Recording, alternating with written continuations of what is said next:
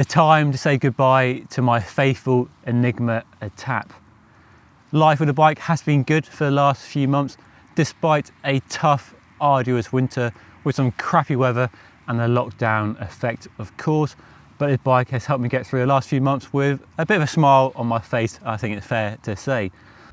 So this bike arrived at the end of last year as a long-term bike for the winter months, and the aim through a series of videos, which if you missed them, linked down below, was both to really get to know the bike and really put it through the test grinder and find out what works and doesn't work in a way I can't really do with other bikes here on my channel, because I simply don't have them long enough to really get to know them. And also to talk about this idea, this concept of a dedicated winter bike. Now, of course, it's so much more than a winter bike, which we'll talk about later, but there are aspects of the bike that make it perfectly suited to winter riding. And in this section of the video, I'm going to highlight some of the things on the bike that really help it to stand up to winter riding and why I think you need a bike like this in your collection. So firstly, mudguards. I absolutely love mudguards, and these SKS Bluemales are full-length mudguards, give really good protection for both yourself and a rider behind you if you're riding with a mate. Little flaps on the ends, you could extend them if you wanted to, and they keep you so much drier than without mudguards, whether it's raining or the roads are just soaked in rain from the night before, and also mud and other stuff that the farmers around here like to drag onto the roads at this time of year. They just stop all that road spray from saturating your bum and inner thigh and your shins and shoes, and keep you so much drier and happier when you ride it in quite challenging conditions. And these have been utterly reliable as well. No rattles, no squeaks, no issues at all. Just really solid, really stable. So a really good set of mudguards. Then we have wide tubeless tyres, and I'm a real advocate of tubeless, as you might know, but during the winter is a time when this technology really shines. The ability to pretty much avoid all risk of punctures and keep riding when you do get a puncture, because you get a minimal loss of pressure from a thorn or glass going into the tyre.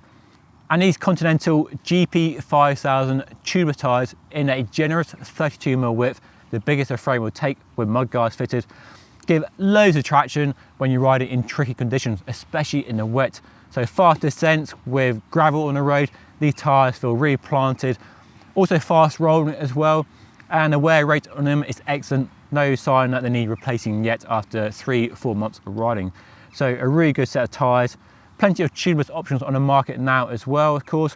Conti, probably one of the benchmark tyres.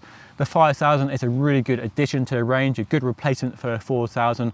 A bit better in every aspect, but the tubeless works really well for me. And I've not had to touch the tubeless tyres at all. The tyres don't lose pressure much from one ride to the next. I haven't checked the sealant in them, just been something to not worry about at all, so that's been excellent. And then to the most controversial topic in cycling right now, the disc brakes.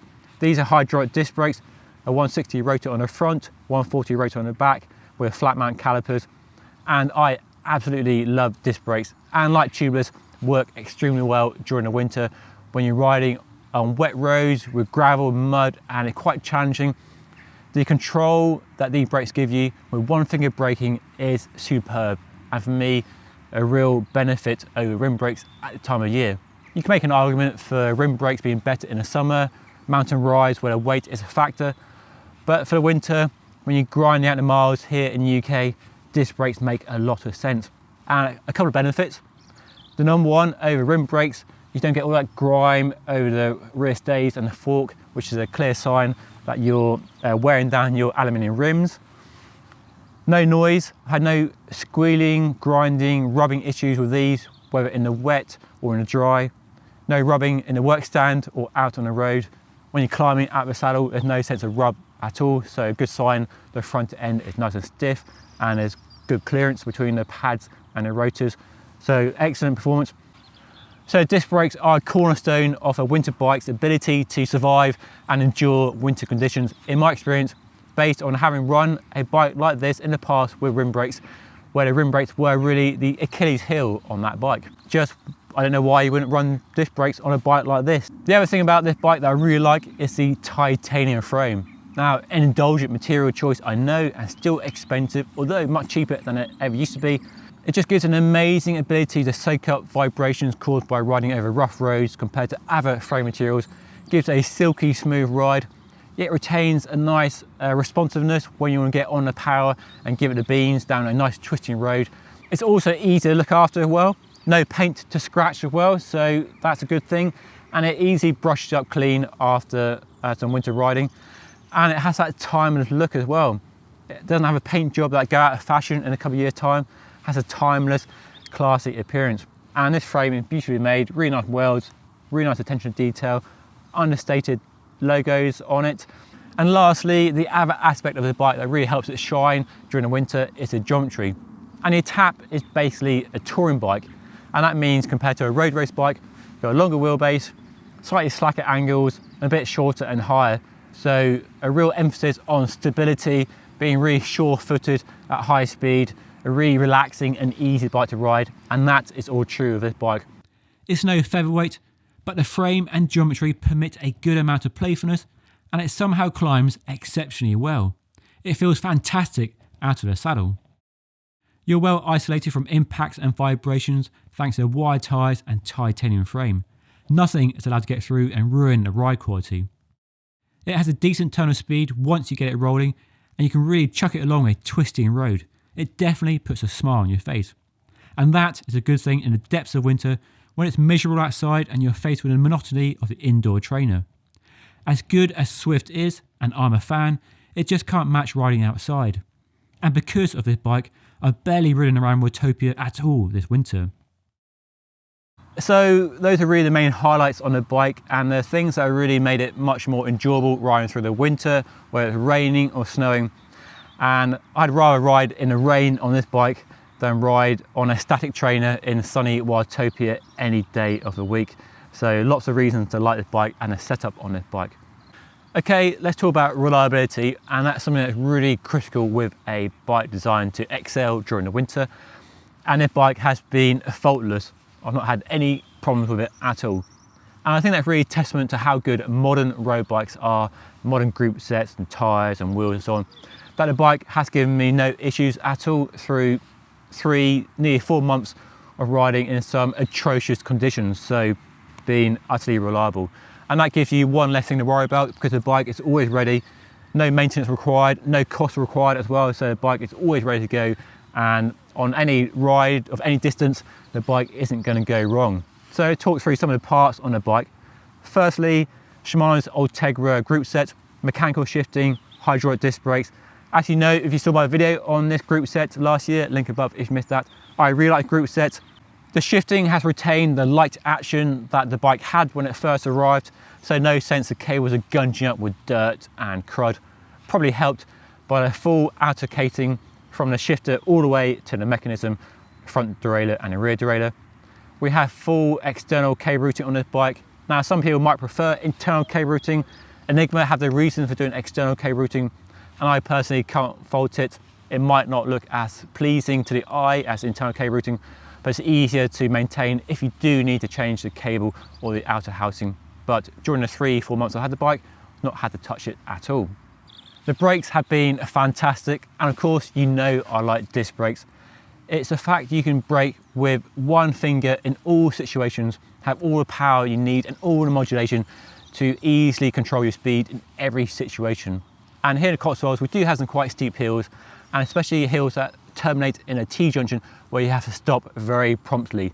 And the ability to do that with disc brakes is just a superior asset over rim brakes in my experience. And the other benefit, having ridden a previous Enigma winter bike for the last 10 years with rim brakes, is you don't get all that filthy black grime down the fork and rear stays. That is a sign that your aluminium rims are being eroded by the rim brake action. No noise from these brakes either, whether in the rain, salt, snow, no squealing, no grinding, no rubbing either in the work stand or out on the road. When you're sprinting out of the saddle, there's no flex from the front end, so no disc brake rub. So just really reliable and a really good showcase for the benefits of disc brakes in my humble opinion. On the subject of group set, I had a few questions around why I didn't go one by following that one by video I published last year, link down below if you missed that. And yes, I do like one by, but I know there's still a place for two by. And I don't think Shimano's GRX one by group set is really where it needs to be compared to what Campag and SRAM are offering. And for a road bike like this, the benefits of 2x still work really well.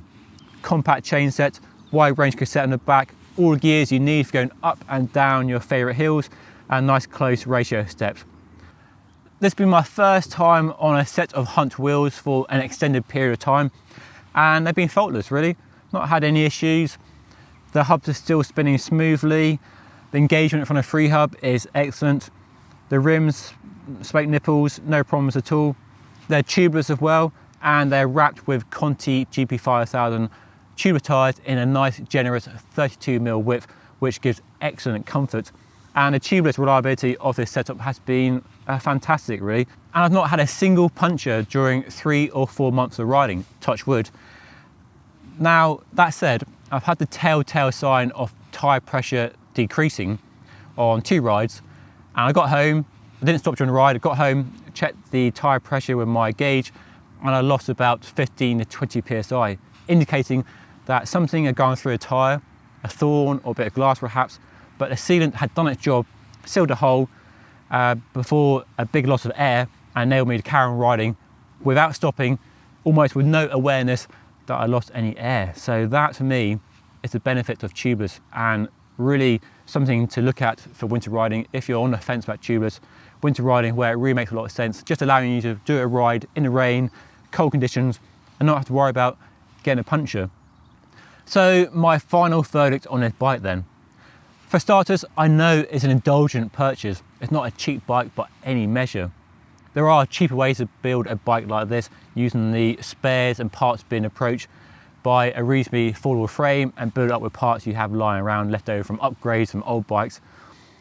But if you look at it as an investment, a bike to last 10, 15, 20 years, and there is evidence of owners of Etapes riding bikes for a long time, the price doesn't look so bad. And of course, it's so much more than just a winter bike, as I mentioned earlier. Take the mudguards off for summer riding, doing sportives, put them back on with a rack and go touring and audaxing.